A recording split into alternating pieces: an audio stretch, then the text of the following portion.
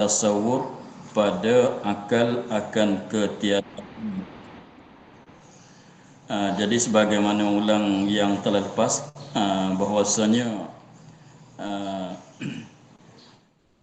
perkara itu tak terlepas daripada dua, ada dan tiada. Maksudnya ada itu ialah subut,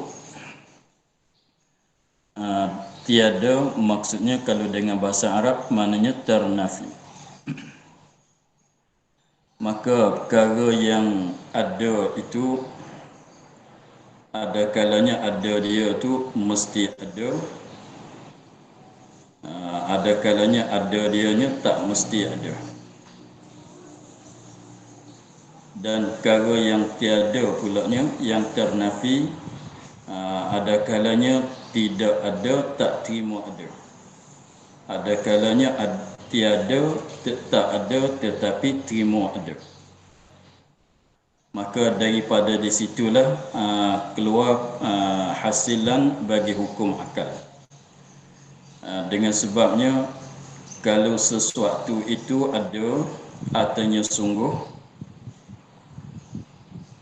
tak terima tak ada sama sekali, maka itu dikatakan wajib. Itu semuanya pada kiraan akal kita.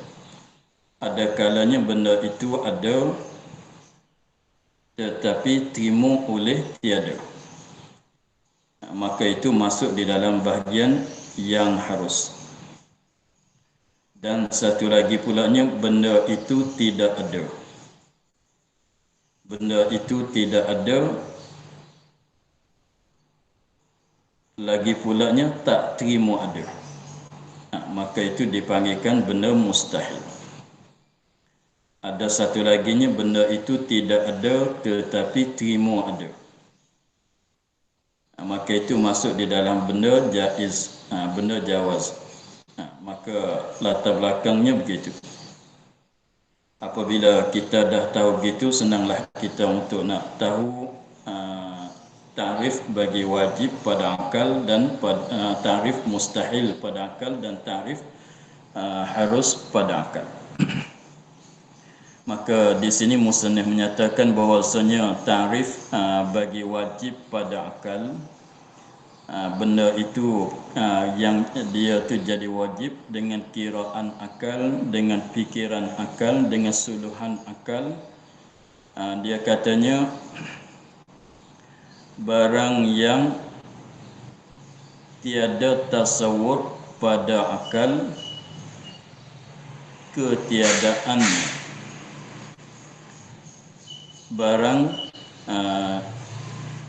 barang yang tiada tasawur.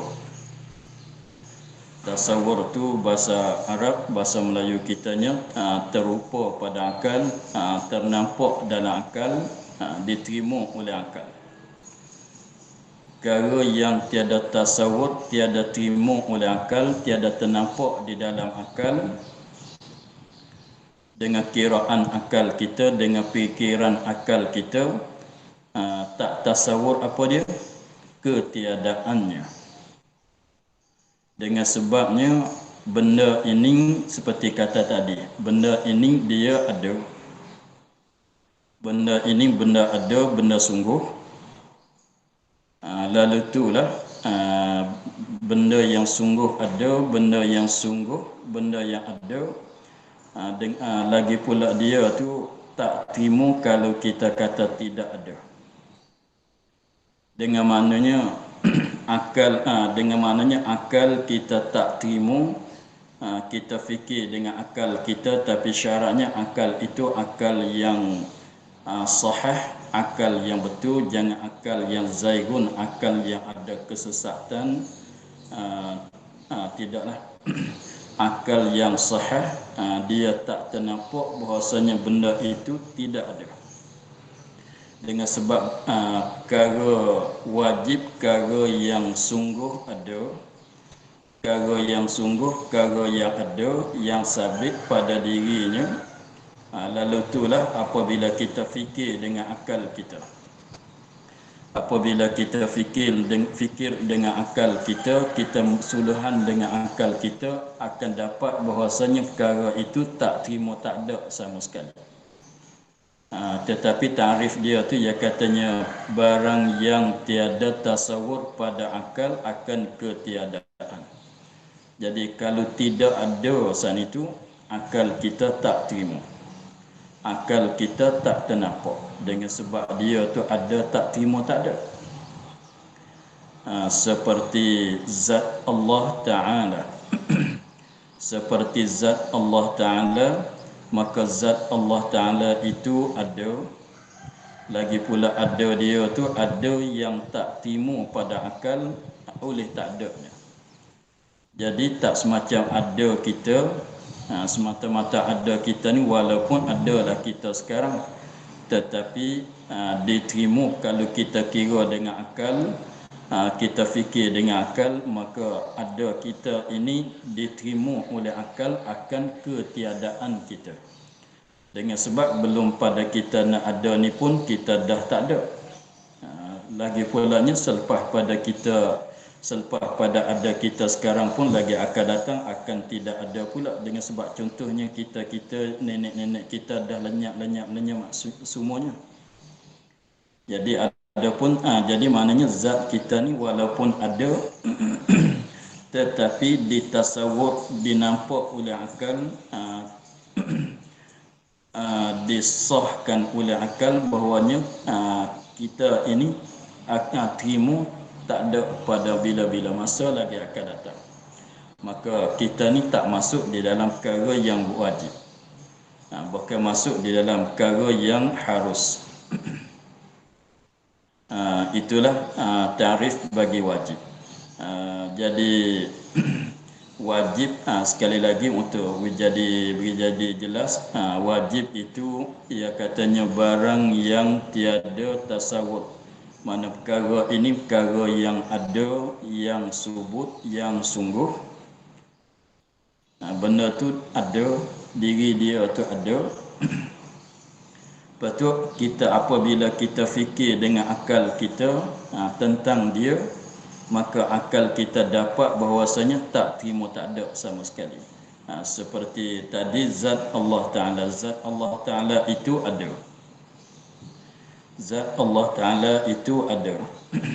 Maka apabila akal kita fikir, akal kita buat suluhan, maka terdapat pada akal kita tak terima, tak ada sama sekali zat Allah Ta'ala itu. Hanya akal kita nampak bahawasanya zat Allah Ta'ala mesti ada sama sekali, tak terima, tak ada sama sekali. Itulah dikatakan perkara yang wajib. Tetapi yang termasuk di dalam wajib, di dalam perkara yang masuk di bawah kataan benda yang wajib itu beberapa perkara.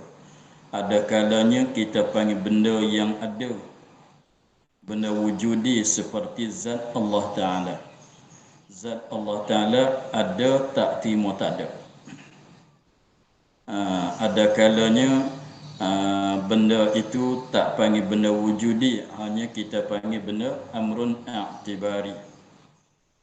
Ada kalanya kita panggil benda salbiyah, ada kalanya kita panggil benda hal. Maka itu pun sama juga. Seperti kalau benda salbiyah itu seperti sifat salbi itulah, qidam, baqa, mukhalafah. Maka qidam, baqa, mukhalafah kita tak panggil kata ada, cumanya kita panggil kata sungguh. Tapi kalau zat Allah Ta'ala kita panggil kata sungguh. Kita panggil kata ada, tak terima, tak ada. Ada, zat Allah itu ada, tak ada itu tak terima. Maknanya mesti ada. Adapun kalau qidam, baqa, mukhalafah yang termasuk di dalam sifat salbiyah itu, maka kita tak panggil kata ada, hanya kita panggil kata sungguh. Qidam itu sungguh sedia Allah Ta'ala. Jadi qidam itu perkara yang sungguh, tak terima dak sama sekali. Perkara yang sungguh tak terima dak sama sekali. Nak dak sedia itu tak boleh. Tak boleh itu pada kiraan akal. Begitu juga wujud di atas kaum yang mengatakan hal atau kita katanya perkara amrun i'tibari di atas khilaf ulama, maka sifat wujud tu kita tak panggil kata ada, kita panggil kata sungguh. Kita panggil kata sungguh. Sungguh Allah ada, tak timur tak ada sama sekali. Tak wujud itu, tak ada tu tak diterima pada akal. Sungguh ada, maknanya tak ada itu tak diterima oleh akal. Tetapi kalau sifat ma'ani daripada kidam baqa' daripada kudrat iradat hingga seterusnya, maka sifat ma'ani ulama mengatakan masuk di dalam benda ada. Kalau gitu kudrat, kita katanya kudrat Allah itu mesti ada, tak terima tak ada. Tak terima tak ada sama sekali. Jadi maknanya kudrat itu ada, benda ada. Apa tu kalau kita fikir pada akal, nak kata tak ada tu akal kita tak terima sama sekali. Begitu juga sifat ma'nawiyah, kaunuhu qadiran, itu kita katanya sifat kaunuhu qadiran itu sungguh. Jadi tak terima dak sama sekali. Keadaan Allah Ta'ala kuasa itu sungguh. Tak terima dak sama sekali. Dak apa? Dak keadaan Allah Ta'ala itu kuasa. Dengan sebab perkara itu terbahagi kepada empat. Ada kalanya kita panggil benda wujudi atau benda maujud. Ada kalanya amrun i'tibari, ada kalanya salbi, ada kalanya Bismillah. Ada kalanya wujudi.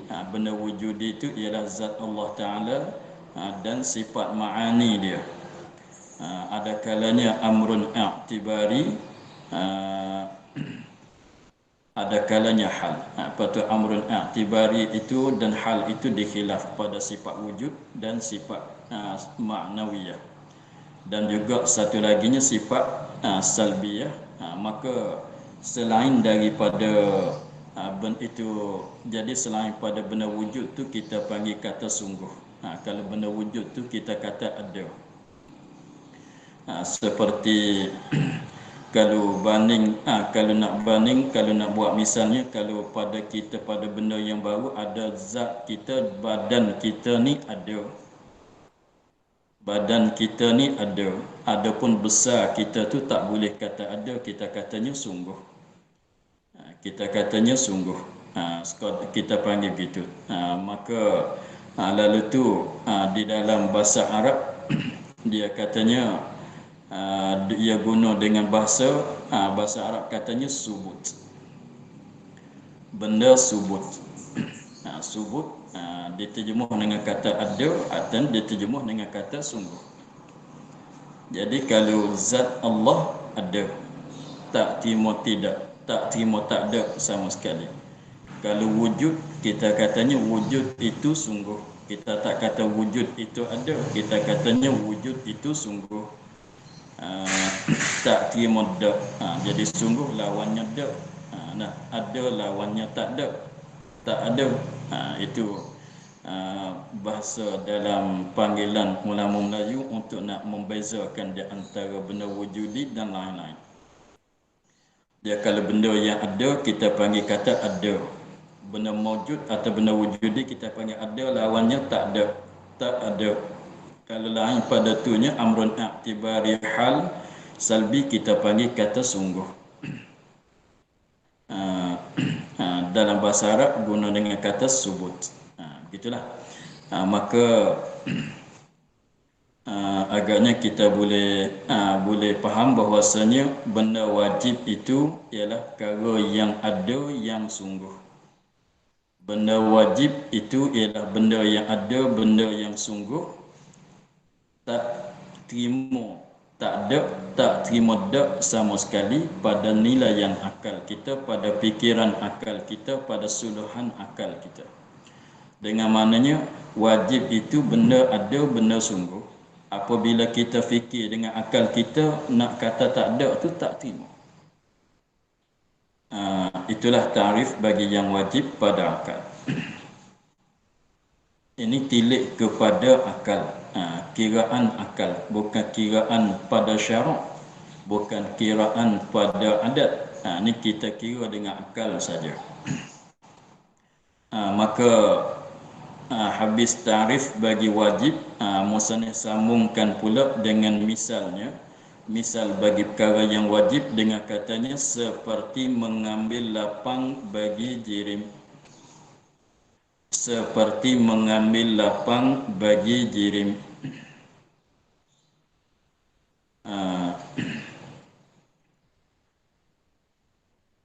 Seperti mengambil lapang bagi jirim. Maka satu-satu kelimah itu mesti kita kena huraikan. Apa maksud dengan kata mengambil lapang, apa maksud dengan kata jirim.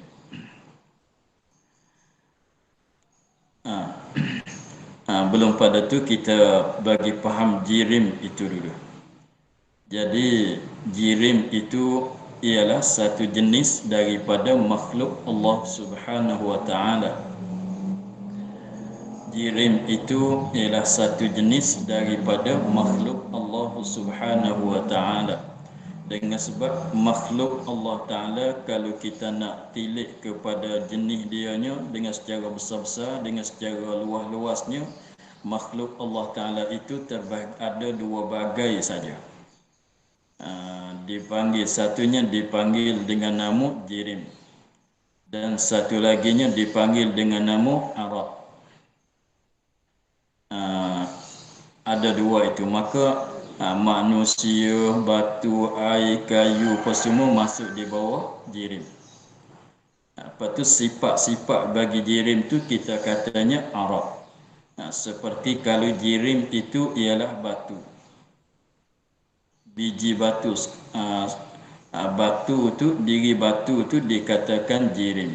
Mana dia arad, bulat dia ke, keras dia ke, licin dia ke, maka itu dikatakan arad bagi dia. Kalau kata jirim tu badan kita, maka arad di kitanya apa dia, besar, kecil, apa dia, tinggi, pendek, itu dikatakan arad. Baik, jahat, itu kan dikatakan apa dia, arad. Rajin, pemalas, malas, maka itu dikatakan arad. Kalau apa dia lagi, kalau air masalan, di air itu dikatakan jirim. Adapun arad dia tu lembut dia, maka itu arad. Sejuk dia, artinya panas dia, suam dia, maka itu dikatakan arad. Jadi maknanya arad yang ialah benda yang menupani pada jirim. Maka jirim itu ialah perkara yang ada dengan sendirinya, tidak menupani, tak seperti arad. Arad yang menupani pada jirim. Seperti panjang, mesti kena menupani pada benda yang panjang, seperti tali. Diri tali itu jirim, adapun panjang dianya, maka itu dikatakan arad. Maka panjang dia, panjang san itu mesti menupani pada umpama tali. Maka tali itu dikatakan jirim, panjang dianya dikatakan arad. Panjang dia, kuat dia, kukuh dianya, maka itu dikatakan arad bagi dia. Jadi semuanya makhluk Allah Ta'ala itu tak terlepas daripada dua perkara. Berdalil dengan ayat katanya khalaqakum wa ma ta'malun. Allah Ta'ala menjadikan kamu, maka kamu itu setengah daripada jirim, wa ma ta'malun, dan amalan kamu, perbuatan kamu, maka perbuatan kamu itu ialah perbuatan kita itu dikatakan arad yang ada pada kita. Maka jirim itu seperti badan kita, seperti kayu, seperti batu, seperti tanah, seperti langit, seperti air dan lain-lain lagi. Maka angin pun dikatakan jirim juga, air pun dikatakan jirim juga, cumanya lembut arak dia, sifat dia. Maka jirim itu, sebut katanya jirim itu tak dapat tidak, mesti mengambil lapang, mesti kena mengambil lapang. Lapang tu apa dia? Ruang kosong. Ruang kosong, itu dikatakan lapang. Jadi maksudnya suatu jirim mesti mengisikan di tempat kosong. Jirim itu mesti mengisikan, mesti telah dikatakan wajib. Jirim itu mesti mengisi di tempat kosong. Dengan mananya jirim mesti ada di tempat kosong. Dengan mananya di mana tempat kalau ada yang lain dah ada di situ, maka jirim satu lagi tak boleh duduk di tempat itu. Kalau nak boleh ada pun di tepi-tepi dia boleh lah. Seperti kita katanya sekarang kita mengambil kosong di sini, di atas kursi masalah. Kita mengambil kosong di atas kursi. Maka diri kursi itu pun jirim, diri kita pun, badan kita pun jirim. Maka tempat kursi duduk tu, tempat kursi itu kita tak boleh ambil tempat dia. Cumanya kita berjiran dengan dia, kita duduk berdekat dengan dia, kita duduk ambil kosong, ambil tempat kosong sebelah atas pada kursi. Dengan sebab tempat kursi duduk tu tak boleh kita nak duduk, malaikat kita pindah dia jadi kosong di situ, kita boleh duduk dalam di situ. Itu dikatakan mengambil lapang. Jadi maksudnya dia di antara langit dan bumi ini dikatakan kosong kalau kita tak tilik dengan dipenuhi dengan angin.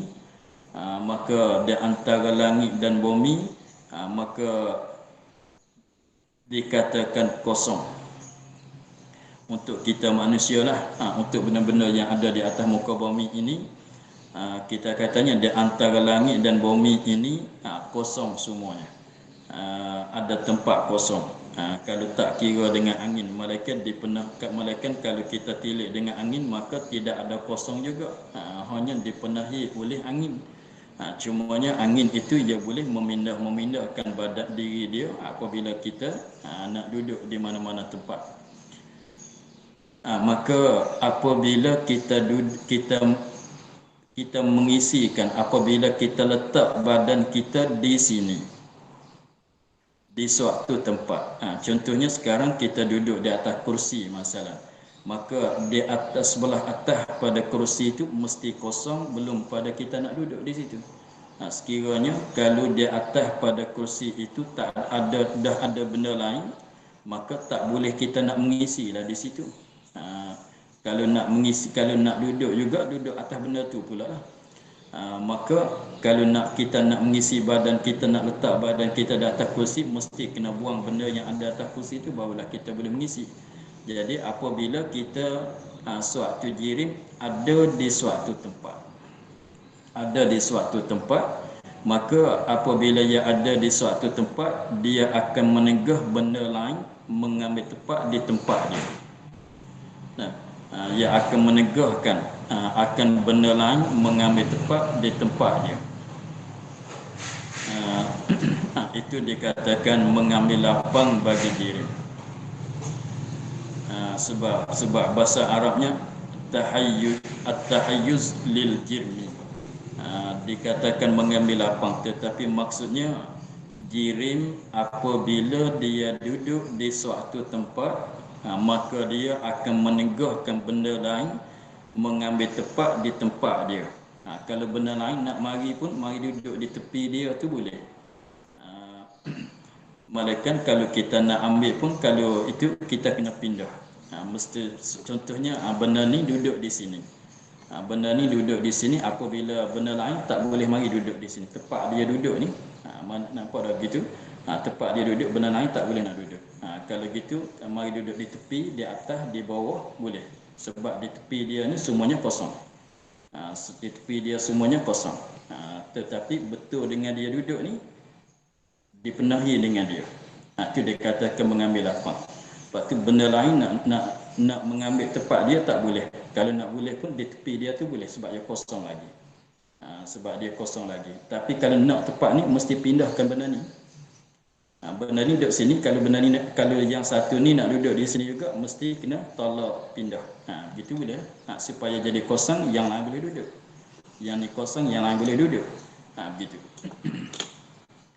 Maka mengambil lapang bagi jirim itu dikatakan masuk di bawah perkara yang wajib. Dengan maknanya mengambil lapang bagi jirim itu perkara yang sungguh. Mengambil lapang itu ialah perkara yang sungguh. Sungguh kita tak panggil ada lah, kita panggil sungguh. Mengambil lapang bagi jirim itu perkara yang sungguh, yang semati, yang sungguh, yang mana apabila kita fikir dengan akalnya, apabila kita fikir dengan akal kita, tak terima kalau tidak mengambil lapang bagi jirim. Kalau jirim tak mengambil lapang, maka kita tak terima pada akal. Maka lalu tu jadi misal bagi wajib. Sebab perkara yang wajib ini tak mesti sakutan dengan Allah Ta'ala. Ada kalanya sakutan dengan makhluk. Ada kalanya sakutan dengan makhluk, seperti mengambil lapang bagi jirim. Maka ini sakutan dengan makhluk, tak mesti sakutan dengan wajib. Tetapi di dalam bahasan, dalam pengajian kitanya, benda wajib pada akal, benda wajib pada akal tu dalam bab ketuhanan, kita nak cara yang sakutan dengan ketuhanan sajalah. Masalah mengambil lapang bagi jirim ni dibuat misal untuk nak nampakkan benda yang wajib saja. Tetapi dalam pengajian kita tak ada nak guna mengambil lapang bagi jirim tu, tak ada nak i'tikad, tak ada masuk dalam perkara yang wajib kita i'tikad. Sebab kita wajib i'tikad yang bersangkutan dengan Tuhan, yang bersangkutan dengan Rasul. Maka yang wajib pada akal, yang wajib pada akal bagi Allah, bagi Tuhan dan bagi Rasul, itu yang kita nak belajar di dalam kitab Usuluddin. Tetapi di sini dia buat misal bagi wajib itu dengan kata mengambil lapang itu untuk nak faham makna wajib saja. Apa macam mana wajib katanya perkara itu perkara yang ada, perkara yang sungguh. Kalau kita fikir dengan akal tak terima, tak terima ketiadaan dia tu macam mana? Contohnya yang dekat-dekat dengan kitanya ialah mengambil lapang bagi jirim. Sebab nak misal tu misal bagi jirim, sebab badan kita ni jirim. Misal dengan benda yang dekat dengan kita dulu. Sebab dalam matan Jawharat fanzur ila nafsika, fanzur ila nafsika summantakil, maka cara mulanya kita tilik pada diri kita dulu. Benda yang diri kita, benda yang dekat-dekat dengan diri kita dulu. Sebab tu dimisalkan dengan benda yang dekat dengan diri kita dulu. Sebab diri kita tu jirim, mengambil lapang dia tu mesti, kalau tak terima pada akal. Itu nak bagi nampak benda yang wajib. Tetapi apabila masuk dalam belajarnya, wajib pada akal, kita bercara pada zat Allah Ta'ala dan pada Rasulnya. Sebab itulah kata tadinya, wajib itu tak mesti pada Allah, pada yang makhluk pun ada. Seperti wajib pada Rasul, Rasul itu makhluk.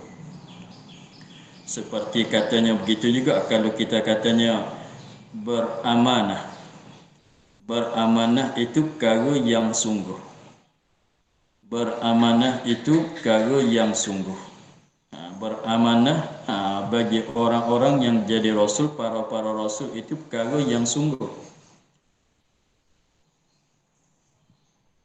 Amanah itu perkara yang sungguh. Tak amanah itu tak ternampak pada akal, tak diterima oleh akal, tak diterima oleh kiraan akal kita, fikiran akal kita, suluhan akal kita, kiraan akal kita tak ternampak, tak terima kalau tak amanah. Sebab sungguh lawannya tak. Itu dia. Itu perkara yang wajib. Seterusnya, dan arti yang mustahil itu barang yang tiada tasawur pada akal adanya. Dan arti mustahil itu barang yang tiada tasawur pada akal adanya. Sebab dah tadi kita dah kata benda itu tidak ada. Benda mustahil itu benda tidak ada, tidak sungguh. Tidak ada, tidak sungguh. Seperti kalau anak Tuhan tak ada, lawannya ada kan. Lawannya ada. Kalau baru Tuhan itu kita panggil dak. Kita tak panggil katanya tak ada, kita panggil dak. Baru Tuhan itu dak. Baru Tuhan itu dak. Anak Allah tak ada, tak ada. Maka mustahil itu benda yang tak ada atau benda yang tak. Apabila kita suluh dengan akal kita, apabila kita fikir dengan akal kita tentang dia, maka terdapat pada akal kita itu bahawasanya tak terima ada sama sekali, tak terima sungguh sama sekali. Itulah. Jadi maknanya tak ada dia, tak terima ada tu lah. Dia maknanya dia tu benda yang tidak, benda yang tak ada, benda yang dak. Lepas tu nak ada dia boleh ke tidak? Pada kiraan akal kita menghukum katanya tak boleh jadi dia nak ada. Dia ada tu tak boleh jadi. Sungguh dia tu tak boleh jadi. Maknanya ada tak terima tak ada itulah. Apa tidak ada tak terima ada itulah dikatakan benda mustahil. Jadi pendek katanya benda mustahil itu benda yang tak ada. Benda mustahil benda yang tak ada, tak ada. Lepas tu nak ada boleh ke tidak? Tak terima pada akal. Nak ada boleh ke tidak? Tak terima pada akal. Kalau benda tak ada tapi boleh terima ada, akal kita kata boleh ada, maka itu benda harus. Masuk dalam harus. Sini benda mustahil, benda yang tak ada. Benda yang tidak ada. Seperti anak Tuhan ada ke tidak? Kalau kita jawab, kalau orang tanya anak Tuhan ada ke tidak? Jawabnya tak ada. Tak ada. Kalau nak ada masa depan, terima ke tidak pada akal kita? Tak terima. Maka anak Tuhan tu sebahagian satu benda yang mustahil. Anak Tuhan itu satu benda yang mustahil. Sebab ia asalnya benda tak ada. Ada boleh ke tidak? Tak boleh. Tak boleh tu kira dengan akal. Begitu dia.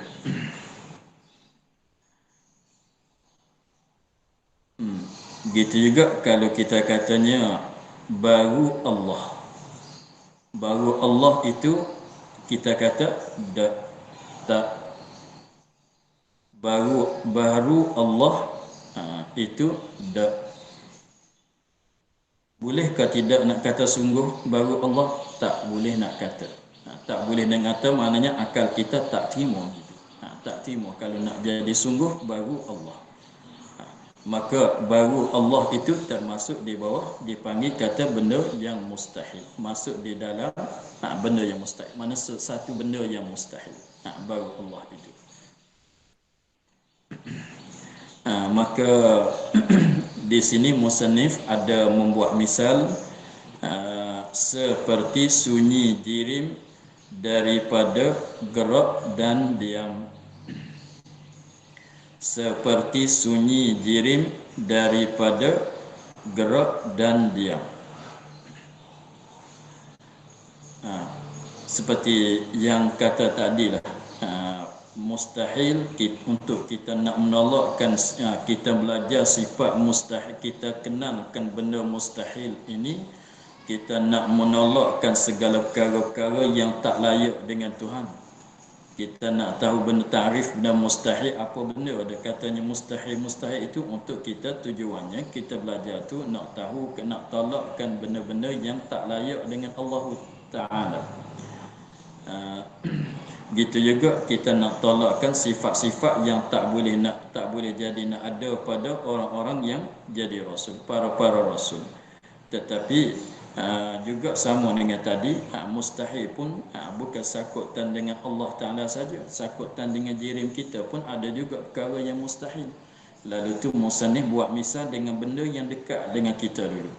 Belum pada kita nak cara bab ketuhanan, bab risalah, jadi nabi, jadi rasul, itu kita tengok benda yang mustahil, yang dekat-dekat dengan kita dulu. Apa dia? Sunyi jirim daripada gerak dan diam. Dengan maknanya sunyi jirim itulah mustahil. Sunyi jirim daripada gerak dan diam itulah mustahil. Sunyi jirim itu maknanya sunyi jirim daripada gerak dan diam, daripada gerak dan diam, mana jirim tak gerak. Ada suatu jirim tak gerak dan tak diam. Gerak pun tidak, diam pun tidak. Itu mana katanya sunyi. Tidak bersepakai dengan gerak, tidak bersepakai dengan diam. Itu mustahil, tak boleh jadi, tak sungguh. Dengan maknanya kalau katanya sunyi itu mustahil. Tengok. Sunyi itu tengok. Jadi dia misalnya seperti sunyi jirim daripada gerak dan diam. Dengan maknanya ada suatu jirim tidak bersepakai dengan gerak dan dengan diam pada masa yang satu. Sama sekali, yang ni pada masa yang satu, kena kait gitu. Sunyi jirim daripada gerak dan diam pada masa yang satu, pada masa yang sama, pada saat yang satu. Itu tak boleh. Jadi maknanya sebab jirim kita ni ia tak lepas daripada ilmu, dia bergerak, boleh ada satu masa dia gerak, satu masa lagi dia diam. Jadi berkekalan setengah benda tu diam, straight, diam straight seperti bukit. Masalah kalau tak gempur, diamlah dia. Batu kalau tidak ada benda yang menggoncangkan dia, maka dia diam straight lah dia. Ada setengah benda tu gerak sentiasa bergerak, seperti jarum jam, seperti apa-apa lagi, dan seperti gelombang air laut yang gelombang itu bergerak, kita panggil. Ada kalanya suatu benda itu bergilir ganti daripada bergilir ganti antara gerak dan diam, mana bersilih-silih. Selepas gerak dia diam, selepas diam dia bergerak. Lalu tu cuba kita bayangkan ada suatu jirim. Jirim ni suatu jenis makhluk Allah Ta'ala. Ada suatu jirim dalam masa yang sama, dia tak gerak, dia tak diam. Gerak pun tidak, diam pun tidak juga, dalam masa yang sama. Maka itu perkara yang kita tak terima pada akal kalau sungguhnya. Sungguh kata sunyi jirim daripada gerak dan diam, itu akal kita tak terima. Dengan sebab apa dia? Dengan sebab mesti ada mana-mana satu daripada keduanya. Mesti kena bersepakai, sebab yang wajibnya apa dia? Bersepakai dengan mana-mana satu daripada keduanya atas jalan bergilir ganti pada ghalib. Dengan maknanya kalau tak ada langsung, nak kata diam pun tak juga, nak kata bergerak pun tak juga. Suatu jirim itu itu mustahil. Maknanya tak ada jirim yang begitu. Tak ada jirim yang begitu.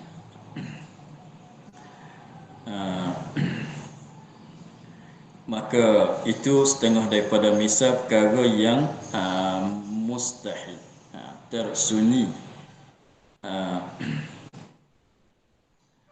tersunyi oleh jirim itu daripada kedua-dua, daripada gerak dan diam kedua-dua itu tidak ada pada dia, itu perkara yang mustahil. Jadi maknanya wajib lah pada akal jirim itu bersepakai dengan mana-mana satu daripada gerak dan diam, tapi jangan masa yang sama. Kalau beri pun kedua-dua pun mustahil juga. Beri pun gerak dan diam, beri pun berhimpun gerak dan diam pada jam yang sama, pada saat yang sama, itu pun mustahil juga, dengan sebab gerak dan diam itu dua benda yang berlawanan.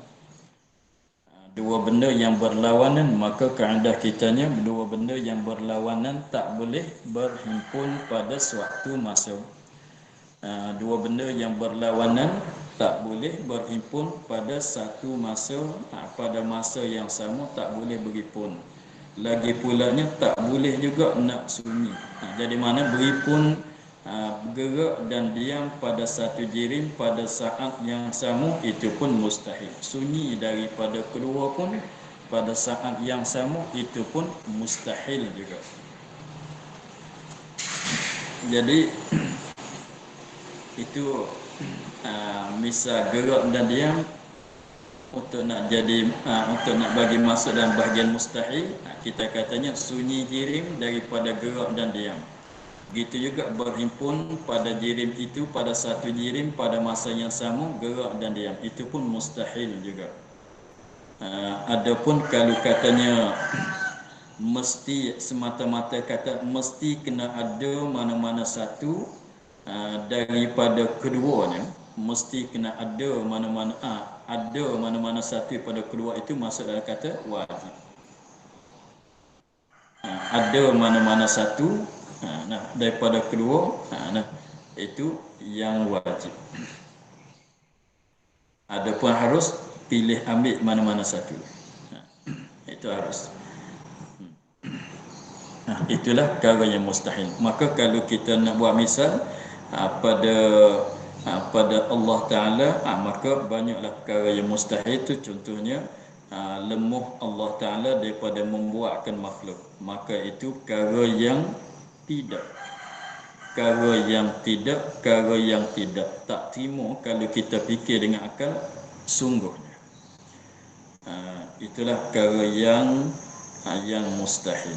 Itu lebih kurangnya gitulah di antara perbezaan di antara perkara yang wajib dan perkara yang mustahil. Jadi sepatut kita ingatnya bahawasanya perkara yang wajib itu benda ada artinya sungguh, yang tak terima tak ada artinya tak sama sekali.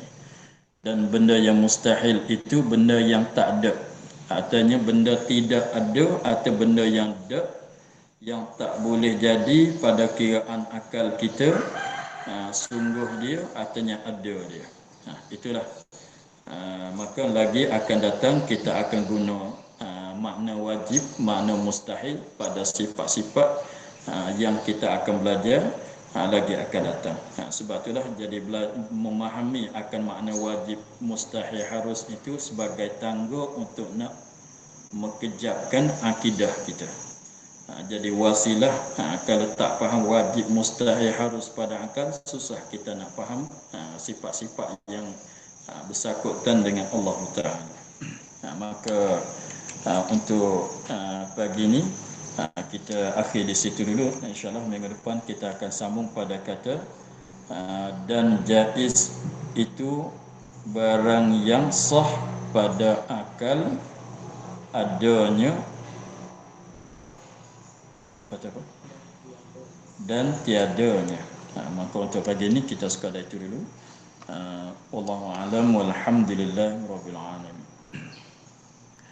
A'udzubillahi minasyaitonir rajim. Bismillahirrahmanirrahim. Alhamdulillahi rabbil alamin wassalatu wassalamu ala asyrafil anbiya'i wa ala alihi wa sahbihi ajma'in. Allahumma iftah alaina futuhal arifin wa nawwir qulubana min nurikal Amin. Amin. Amin. Amin. Amin. Amin, amin ya rabbal Amin. alamin. Terima kasih Ustaz. Terima kasih banyak-banyak. Sama-sama. Terima kasih Ustaz. Assalamualaikum. Terima kasih Ustaz. Terima kasih. Assalamualaikum. Assalamualaikum. Terima kasih Ustaz. Ustaz. Assalamualaikum warahmatullahi wabarakatuh Ustaz. Jazakallah khair. Terima kasih Ustaz. Assalamualaikum warahmatullahi. Assalamualaikum. Sambung lagi kitab, itu kitab. Perkara betul sama ni. Ya, ya. Pakai yang link sama ke? Ya, lagi 5 minit. InsyaAllah kita sama. Oh, lagi 5 minit rehat. Warahmatullahi wabarakatuh. Dah berhenti dah apa-apa.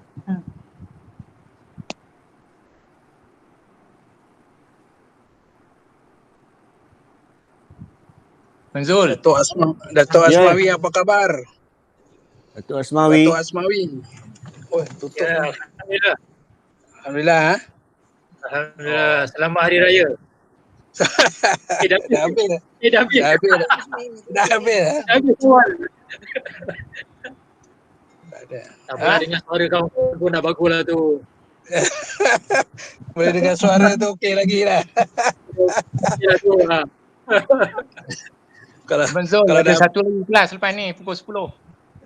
itulah Haji Herudin pun dah bye-bye pula. Nantilah dulu. Dah pakai link yang sama ke? Saya sama link lah. lain. Lain ke? Lain dah? Sama. Lain lah. Lain. Ya ke? Oh, lain ke? Ini link Maknanya lain sama. yang kan yang satu lagi link yang Ustaz apa tu? Ustaz apa? Ustaz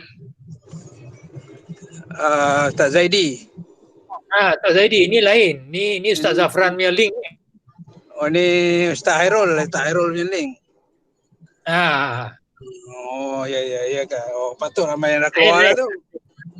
Itulah tu sebab dia kena keluar. Haji Herudin pun dah bye-bye lah semua. Ingat kan tak ada apa. Okey. Baiklah. Okey lah. Dah ingat ke? Belum Dan belum keluar lagi. Oh ada Dah ingat ke? lagi. Oh Haji. Dia solat mana hari Jumaat? Tak ada. Ni dapat. Tak dapat. Tak dapat nak nolong.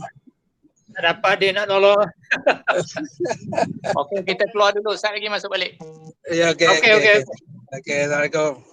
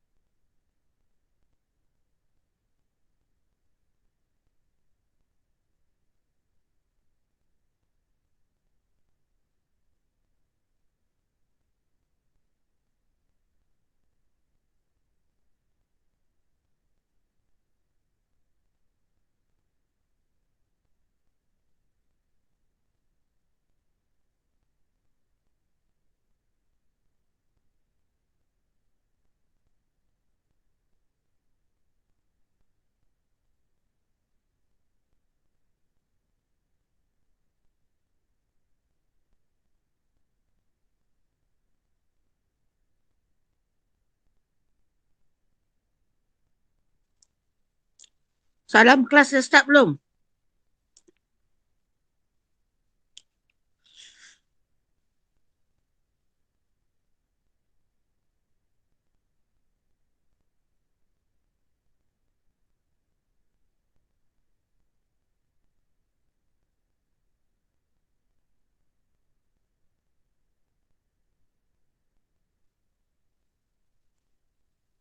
Salam. Kelas dah start belum?